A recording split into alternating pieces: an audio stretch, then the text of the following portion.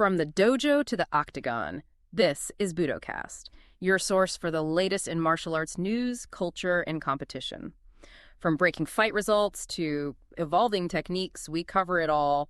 Let's get into it. Yeah, I'm really looking forward to getting into the materials today. Oh, me too. Because, the scope of what we're covering in this deep dive is just wild. It really is. It's a massive spectrum. Right. Like, on one hand, we have a young man stepping into a steel cage, and he's carrying this profound emotional weight of surviving a civil war. Yeah, real survival, life or death stakes. Exactly. But then, on the exact same day across the country, you've got VIPs wiring like $1.5 million just for the privilege of watching a prize fight on the south lawn of the White House. It's an almost incomprehensible duality, you know. It totally is. Yeah. The landscape of combat sports has just fractured. We're looking at an ecosystem that stretches from the rawest aspects of human survival all the way to this apex of global political spectacle. And luxury corporatization. Right.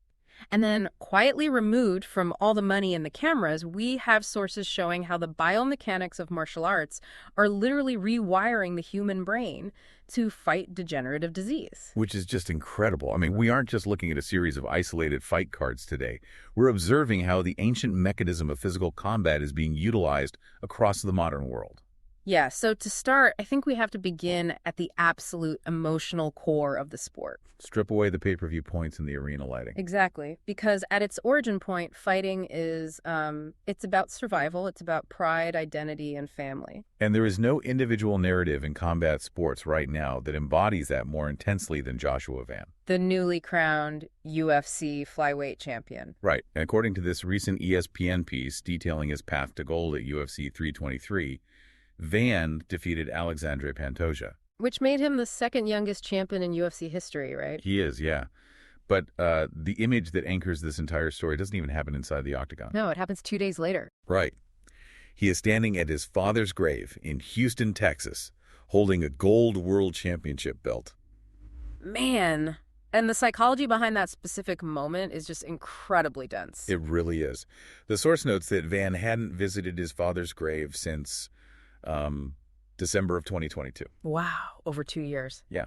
And that previous visit only happened because he had just won a regional title for the Fury Fighting Championship. Right. So he only goes when he has a belt. Exactly. He actually admitted to the reporter that on a normal day, he just stays in the car while his mother goes into the cemetery. That is so heavy. He told ESPN, and this is a direct quote, "I only go in when I accomplish something big. I was nothing but a disappointment when he was alive." You know what I mean? God, imagine carrying that specific suffocating weight. At 24 years old. Right. You're 24. You have just reached the absolute pinnacle of an incredibly unforgiving profession. Yeah. You've conquered the best fighters on the planet. And yet, his very first instinct is to take that physical manifestation of his success to a cemetery. Yeah, he's trying to retroactively prove his worth to a father who isn't even there to see it. To truly understand why a world champion would label himself a disappointment, we really have to rewind the clock. We do. We have to look at the geopolitical reality he was born into. Van was born in Myanmar. And for you listening who might only know the headlines, Myanmar is a Southeast Asian nation that has just been locked in decades of profound instability. Distal conflict, violence. Yeah.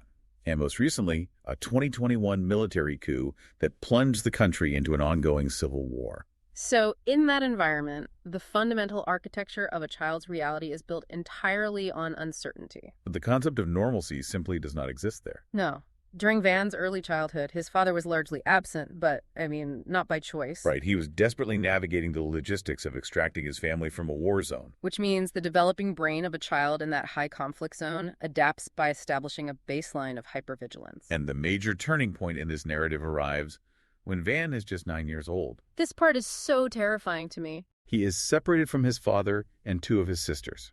He's left behind to wait for a chance to join them at a refugee camp in Malaysia. Think about the pure logistical terror of that for a second. A 9-year-old child. Left behind. Right. For an entire year, Van, his mother, and his younger sister lived completely off the grid without cell phones. A full year. The article highlights that they're only tethered to the rest of their family was if the father managed to randomly call a landline phone. Which is just, a year of dead silence, not knowing if the person who is supposed to protect you is alive, dead, or ever coming back. When a child experiences that level of displacement and silence, it fundamentally alters how they process threat and security. Communication itself becomes a luxury. Exactly. And this brings us to the next massive psychological hurdle in Van's life. The move to America. Right. When he is finally reunited with his family and relocated to Houston at the age of 12, he is thrust into a Texas middle school. And he doesn't speak a single word of English. Nothing.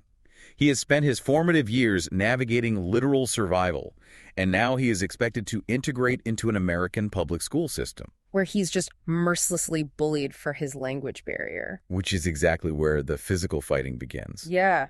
I mean, think about it. If you cannot speak the language of the people antagonizing you, and your entire worldview has been shaped by survival... You resort to the most universal language on earth. Violence. Right. The streets of Houston basically became his outlet. He was constantly getting into altercations. It's the ultimate defense mechanism, you know.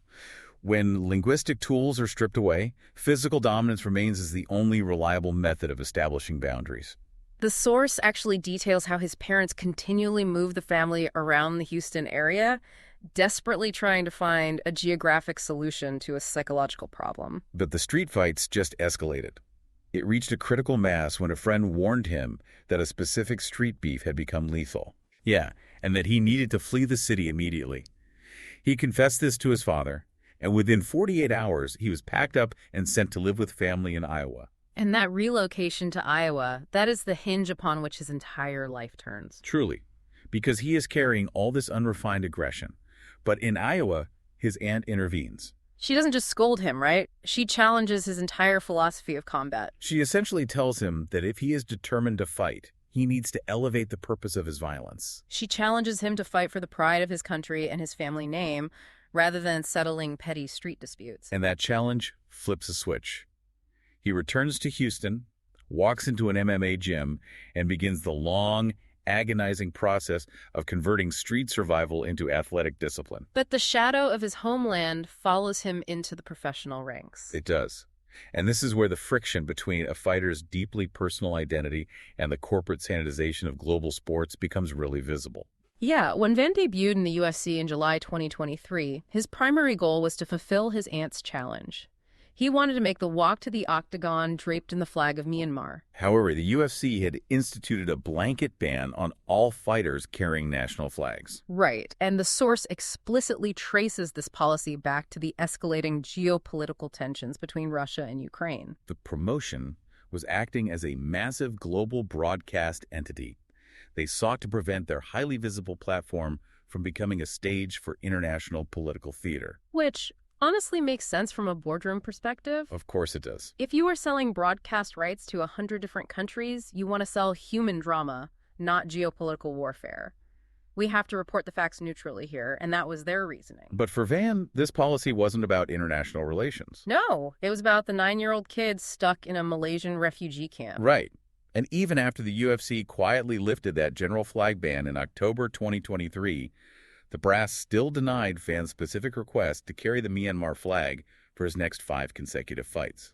His coach, Daniel Pineda, painted this vivid picture of what this did to him backstage. It's heartbreaking. Van would have the flag folded and ready. His hands are wrapped. The adrenaline is surging. He is minutes away from engaging in unarmed combat against an elite opponent. And right at the curtain, a promotional official forces him to put the flag away.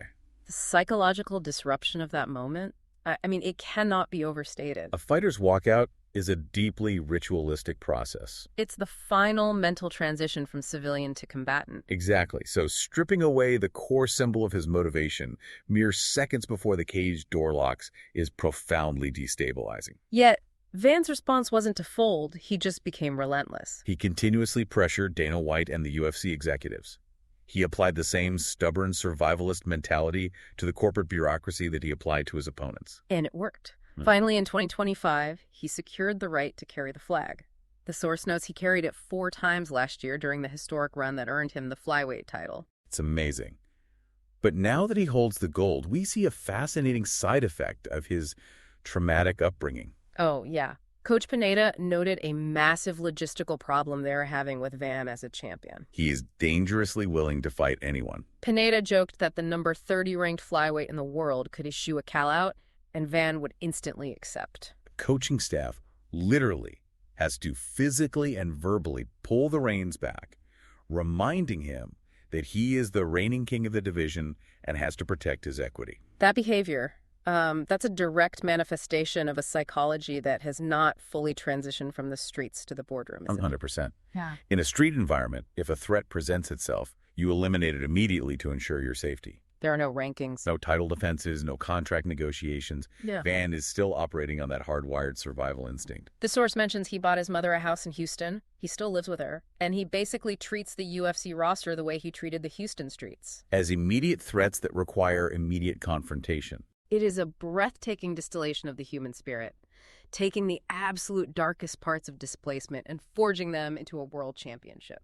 But while Van is defending that title against Tetsuro Taira at UFC 328 in Newark, the main event of that exact same card offers us a totally different lens through which to view martial arts. Yeah, we are moving away from the emotional origins of a fighter and stepping into the highly technical, biomechanical chess match that defines elite competition. The main event at UFC 328 is a clash for the middleweight championship between the undefeated Khamzat Chimaev and the former champion Sean Strickland. And if Van's story illustrates the why of fighting, this middleweight bout is a masterclass in the how. It really is a collision of contrasting physical philosophies. Chimaev currently sits at number 5 pound for pound, according to ESPN. He captured the middleweight belt by defeating Dricus du Plessis at UFC 319. And his resume is just terrifying. He holds victories over 3 former champions, Kamaru Usman, Robert Whittaker, and du Plessis. He represents this overwhelming, suffocating, grappling paradigm. Standing across from him is Sean Strickland. Currently ranked number 4, Strickland earned this shot following a third-round TKO over Anthony Hernandez in February. This marks his 4th middleweight title fight. And Strickland is, well, he's the antithesis of Chimaev's style. Completely. He is a marching, upright striker. He relies on a heavy front foot, relentless teep kicks, and a piston-like jab that just slowly dismantles his opponents. ESPN had 3 former UFC fighters provide detailed predictions for this matchup, and the analytical split reveals the incredible complexity of modern MMA. Let's examine Dustin Poirier's breakdown first. Poirier predicts Chimaev will win by decision. Okay, what's his reasoning? His underlying logic focuses heavily on footwork and weight distribution. Poirier argues that Strickland's striking style, specifically being heavy on the front foot, makes his teep kicks and jabs insufficient to halt elite-level takedowns. Right. So let's translate heavy on the front foot for you listening. When you watch Strickland fight, he stands incredibly tall, almost like an old-school bare-knuckle boxer. Right, very upright. And a massive percentage of his body weight is resting on his lead leg. He uses that planted leg to drive power into his jab and to fire off teep kicks. And a teep kick is essentially a pushing front kick aimed at the opponent's torso, designed to maintain distance like a battering ram. But Poirier is arguing that this exact stance is a catastrophic liability against a generational wrestler like Chimaev. And it is a liability built entirely on gravity and reaction time. How so? Well, to defend a takedown, specifically to execute a sprawl, where a fighter drops their hips heavy to the mat and kicks their legs backward, you need your weight distributed in a way that allows instant rearward movement. Okay, that makes sense. So if 70% of your body weight is anchored onto your lead leg, you are physically tethered to the ground at that exact point. Ah, I see. When an explosive wrestler like Chimaev initiates a level change, diving below your line of thought to attack your hips or knees, the fraction of a second it takes to shift your weight off that front foot in order to sprawl, it's too long. Chimaev will already have his hands locked around your legs. Precisely. So Poirier believes the physics just don't favor Strickland. But then you have Din Thomas, another highly respected analytical mind, who completely disagrees. Yeah, he predicts Strickland will win by decision. Thomas argues that Strickland possesses vastly superior defensive grappling compared to Chimaev's last opponent, du Plessis. But the crux of Thomas's argument is really fascinating. He believes that making Chimaev work endlessly for takedowns will completely exhaust the champion. Which introduces the concept of chain wrestling and the biological realities of energy expenditure. Exactly. A casual observer might assume that defending a takedown is the most exhausting part of grappling. But Thomas is highlighting the immense cardiovascular cost of offensive chain wrestling. But when Chimaev shoots for a double-leg takedown, it isn't a single isolated movement. If the initial attempt is blocked, he seamlessly transitions or chains into a single leg attempt. Then he drives the opponent to the cage, then transitions to a body lock. He is relentlessly gripping, squeezing, and driving his own body weight against active resistance. It's not a sprint. It's like pushing a stalled car up a hill. That's a great analogy. When you are forcing your will upon another human being who is actively trying to frame off your hips and stand up, you are engaging in massive isometric exertion. Precisely. Isometric exertion occurs when muscles contract and generate force without changing length, like holding a heavy object perfectly still. Right. This type of muscle activation burns through oxygen at an incredible rate and floods the muscular system with lactic acid.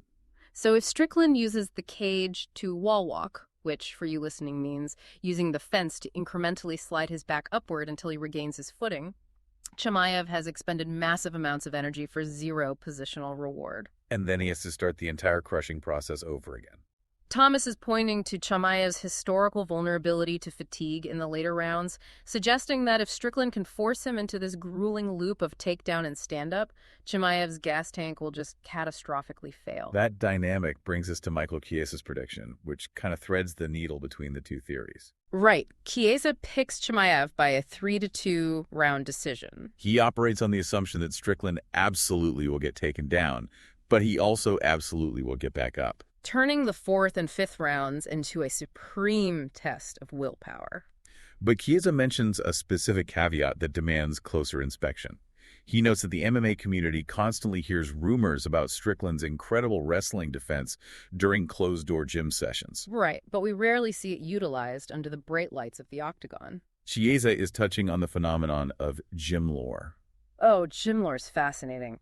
In combat sports, there are always legends of fighters who look like unstoppable demigods during sparring sessions. They submit world champions on a Tuesday afternoon behind closed doors. But the environment of a training room is fundamentally controlled. The temperature is regulated, there is no crowd, and crucially, the psychological stakes are low.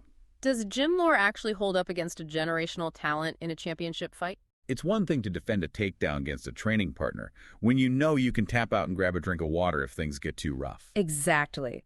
It is an entirely different universe when you are standing in the center of the Prudential Center in Newark, New Jersey. The crowd is deafening. The adrenaline dump has spiked your heart rate to 180 beats per minute. And Khamzat Chimaev is trying to rip your legs out from under you. The physiological response to the arena environment changes everything. Cortisol floods the system. Your peripheral vision narrows. The adrenaline dump drastically lowers your lactic threshold, meaning your muscles will fatigue much faster than they do in the gym. Being impossible to hold down in Las Vegas during a relaxed sparring session simply does not translate to being impossible to hold down in the 4th round of a world title fight. When your lungs are burning and your arms are heavy with blood, it is completely different biological reality. So that meticulous, highly regulated environment of a UFC title fight represents the absolute pinnacle of combat sports order. Every variable is analyzed, tested, and accounted for. But combat sports is a massive, sprawling industry.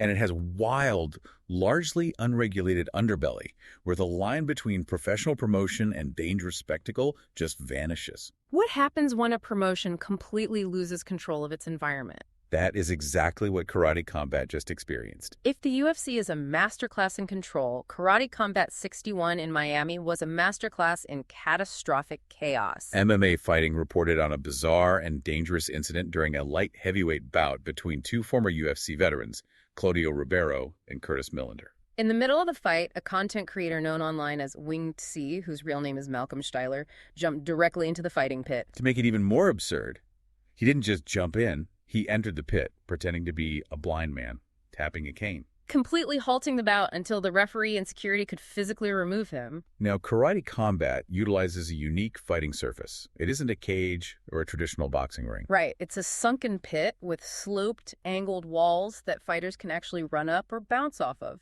It is designed for high-impact, continuous action. And that design makes outside interference infinitely more dangerous. Because when two professional fighters are engaged in combat, they enter a state of flow and hyperfocus. Their nervous systems are dialed into the micro movements of their opponent. Introducing a completely unpredictable, untrained human element into that space is a recipe for disaster. A fighter could easily tear a knee ligament trying to abruptly halt the striking combination to avoid hitting the intruder. Or the intruder themselves could catch a lethal strike meant for someone else. The president of Karate Combat, Asim Zaidi, was visibly furious. But his fury went far beyond just the immediate safety of the fighters. He fired Wing C on the spot. But the reality is, this stunt was an existential threat to his entire corporate infrastructure. This wasn't just an annoyance, it was a massive legal liability. We have to look at how fight promotions actually operate from a legal standpoint. Promoters do not have free rein to host fights. They operate under the strict jurisdiction of state athletic commissions. These commissions are government regulatory bodies designed to mitigate risk and ensure the safety of combatants. They issue the licenses that allow a promoter to legally hold an event and sell tickets. If a commission observes an event where a random spectator can simply hop into the fighting area, they view that as a fundamental failure of venue security. And Zaidi had an incredible amount of capital on the line. The source reveals that just 48 hours prior to this disastrous event, Zaidi had signed a 9-year lease for a brand new facility dubbed the KC Apex. Think about the financial leverage involved there. You just signed a 9-year commercial real estate lease for a multi-million-dollar warehouse designed specifically to host combat events. And if the Florida Athletic Commission decides to revoke Karate Combat's promoter license because they deem the production unsafe, Zaidi is suddenly trapped. He holds a 9-year lease on a massive facility and possesses zero legal authority to host the revenue-generating events required to pay for it. The stunt was the equivalent of an air traffic controller suddenly dealing with a rogue drone hovering directly over the main runway. It doesn't just delay a single flight.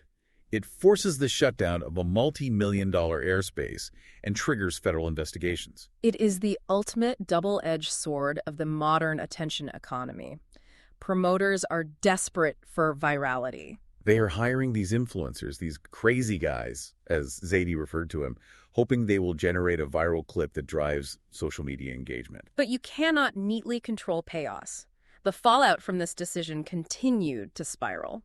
Wayne C. later took to social media to claim that Curtis Millender, one of the fighters, whose bout he ruined, assaulted him at the fighter hotel later that evening. Zaidi confirmed he saw video footage showing what appeared to be a slap to the back of Wayne C.'s head. Furthermore, Zaidi lamented to reporters that he was forced to deal with 3 separate street fights in a single week surrounding this specific event. It is a stark reminder of the fragility of the fight business. You are building a massive financial enterprise on the controlled application of human violence. The absolute second that violence spills out of the pit and into the hotel lobby, the institutional money gets very, very nervous. It is a precarious balancing act. You need the spectacle to draw the eyes, but if the spectacle overrides the sport, the governing bodies will shut you down. Right.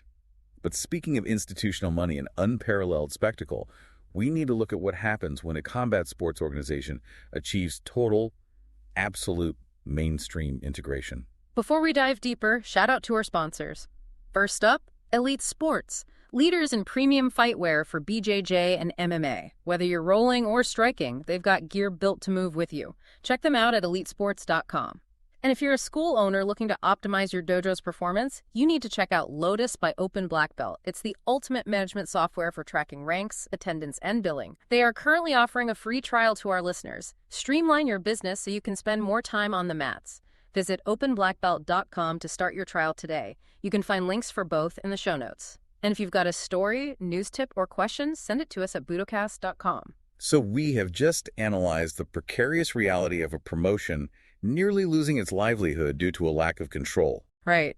Now we shift our focus to an organization that has acquired so much cultural and political control that it is literally setting up shop at the residence of the commander-in-chief.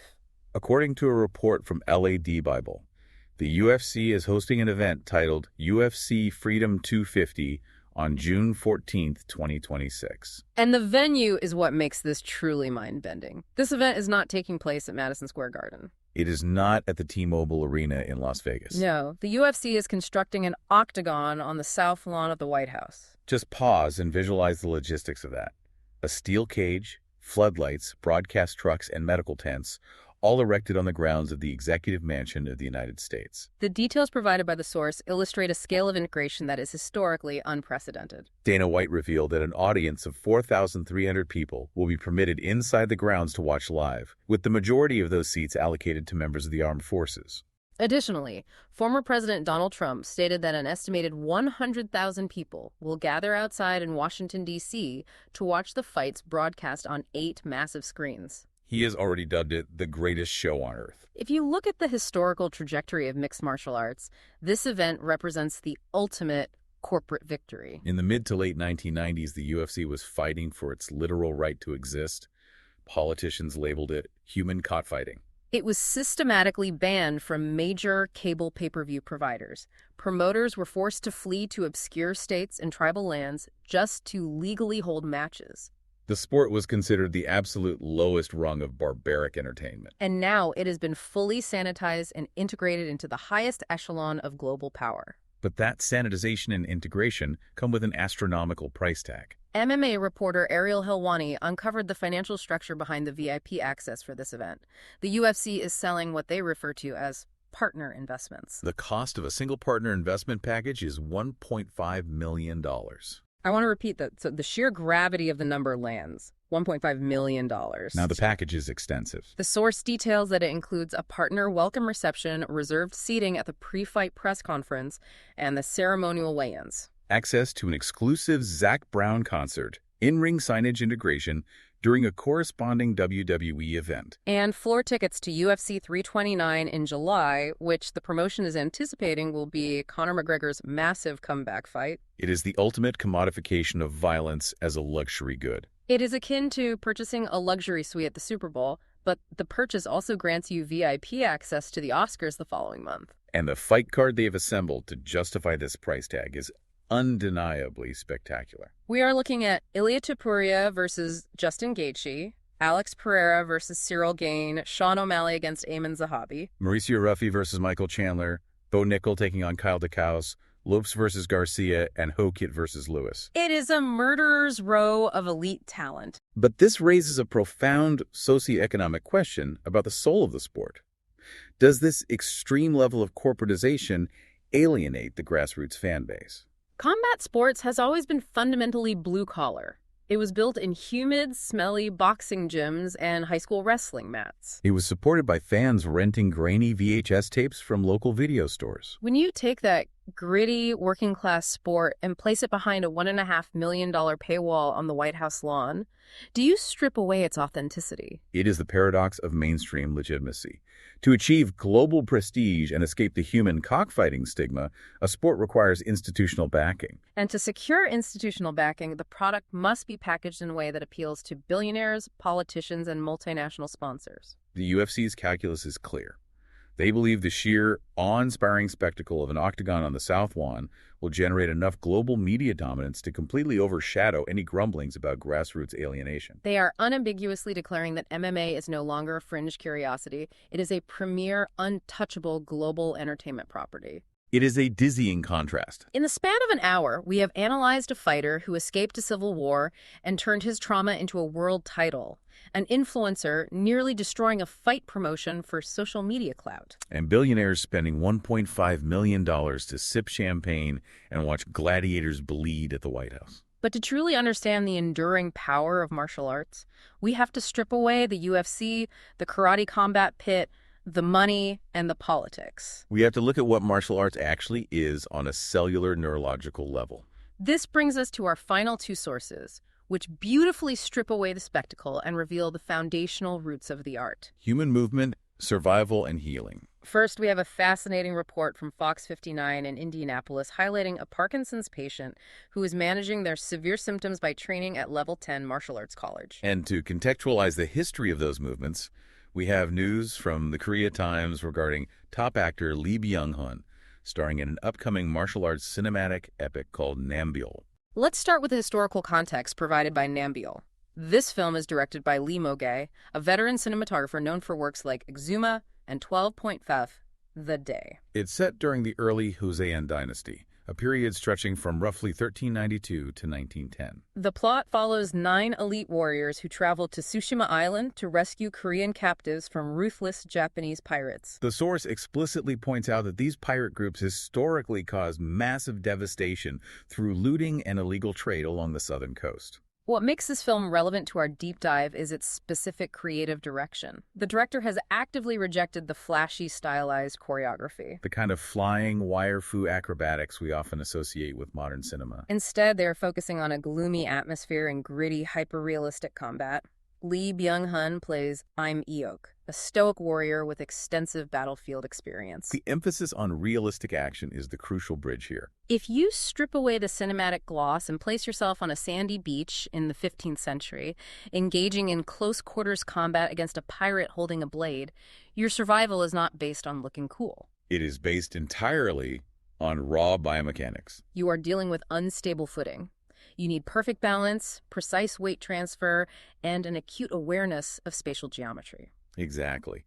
The human brain is processing an astonishing amount of data in fractions of a second. It is sending lightning-fast electrical signals through the central nervous system, commanding the motor cortex to fire specific muscle groups to deflect a strike or step off the center line of an attack. That immediate life-or-death brain-body connection is the true original foundation of all martial arts. The forms, the katas, the drills, they were all designed to hardwire the nervous system for survival. And here is the profound, mind-bending connection. The exact same fundamental movements, the exact same neurological pathways that were utilized for violent, historical survival on a 15th century battlefield are the exact same movements giving an individual their bodily autonomy back from a degenerative disease in a quiet dojo in Indianapolis today.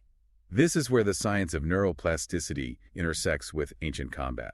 Parkinson's disease is a brutal progressive disorder of the central nervous system. It primarily affects the motor system due to a loss of dopamine-producing cells in a region of the brain called the substantia nigra. The symptoms are devastating. Severe resting tremors, muscular rigidity, and a profound loss of balance and coordination. The brain is essentially losing its ability to communicate clearly with the muscles. The signals become static-filled and weak. So how does putting on a pair of gloves and hitting a heavy bag counteract a neurological disease? It forces the brain to actively remap its own pathways.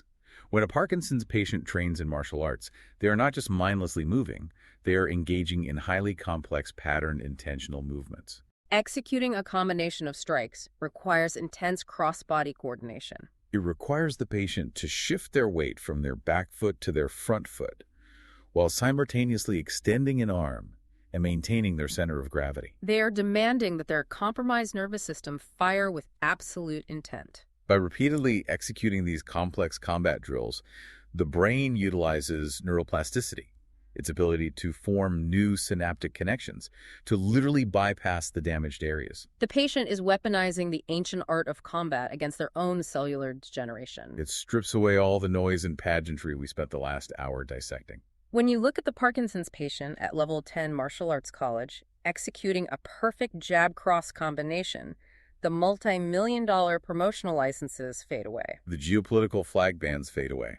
The $1.5 million VIP ticket packages on the White House lawn cease to matter. You are left with the purest possible interaction between human willpower and physical imitation. That patient isn't training to win a gold belt like Joshua Van.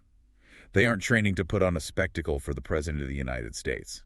They are fighting an internal war just to maintain the ability to hold a cup of coffee without spilling it. They are fighting to walk down a flight of stairs unassisted. And the vehicle they are using for that fight is the exact same discipline that drives the elite champions of the Octagon and the historical warriors of the Joseon dynasty. It proves that while the external packaging of martial arts constantly shifts, morphing from battlefield survival to street defense, from gritty regional gymnasiums to the pinnacle of global luxury entertainment, the core utility of the discipline remains deeply anchored in the fundamental human desire to survive and improve. We've journeyed across a massive, complex landscape today. We started with a young refugee's emotional triumph inside the Octagon, explored the chaotic legal liabilities of viral fight promotion, analyzed a $1.5 million seat on the White House lawn, and ended in a quiet dojo in Indiana where a man is using centuries-old techniques to fight for his health. It leaves you with a fascinating reality to consider. As martial arts continues to explode as a billion-dollar, heavily corporatized global entertainment product, its true soul doesn't live under the arena floodlights. It lives in the daily, unseen discipline of the human body refusing to surrender. That's it for this episode of Budocast. Thanks for joining us as we break down the latest in martial arts. We'll be back soon with more news, stories, and insights. Until then, train hard, stay humble.